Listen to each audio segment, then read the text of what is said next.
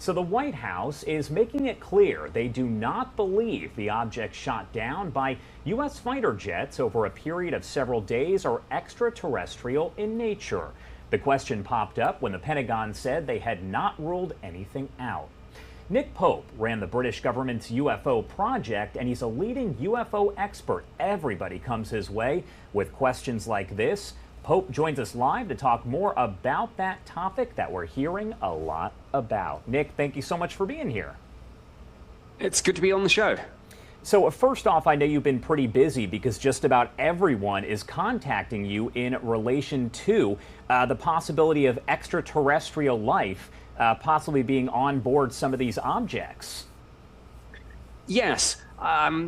Because of my background, having done this for the British government, I've certainly gotten a lot of requests. The irony is that I actually, on this occasion, I don't think this has anything to do with extraterrestrials. So I think the U.S. government has it right on this occasion. I think we'll find, obviously, we know that the first device was a Chinese high-altitude surveillance balloon. I suspect we'll find the other three that were shot down were something similar. There may be differences, but I suspect it's all part of the same program. But I think what is extraordinary is that we're having this discussion at all, and it shows how the landscape has changed in the last few years. That something a few years ago would have been just dismissed as science fiction and conspiracy theory talk is now being openly discussed. And I mean, you know, despite the attempts to walk back what the general said 2 days ago, when he said, "I don't rule it out," he was perhaps also had in his mind the fact that NASA is doing a study into UFOs as we speak, as are the DoD and the intelligence community. So these four may be surveillance devices, but there's a lot of other things going on. Yeah, for sure. So why do you think people got so fixated here on the possibility that these were aliens? Well, I think it's the fact that we very quickly were told that the first object was a balloon, but then there seemed to be this reluctance to say much about the next three. And of course, when you say nothing or very little, you just create that fertile breeding ground for speculation. And that's what we saw. And I think the fact, as I mentioned, that we've got NASA and the DoD separately doing studies into UFOs, you know, just meant that it was inevitable this question would come up.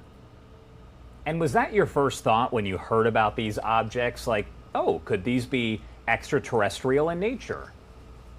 Well, no, I mean, my first instinct was let's just take a moment, take a pause, and try and gather some data before rushing to judgment. Because my experience of doing this in the UK Ministry of Defence is that you must never be conclusion-led in your investigations into this. You must be data-led. And I think that whether we find out that we're dealing with balloons, airships, drones, or something else, you know, we must go where the data take us, whatever our personal beliefs on this. And I don't know if you can speak to this, but we did see that report released recently that showed what appeared to be an uptick in UFO sightings, talking about just unidentified flying objects there. Do you think, based on your experience, that it's possible that some of these were actually spy balloons or just balloons and things of that nature from different countries?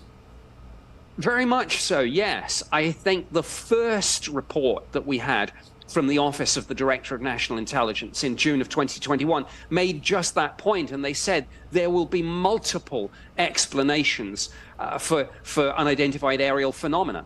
And as we're now finding out, some of these things are, I'm sure, going to turn out to be surveillance devices, as I say, whether they're balloons, drones, airships, or something else. But yeah, that's going to be a big part of it, and that's one reason why the Pentagon has this new office set up, the All-Domain Anomaly Resolution Office.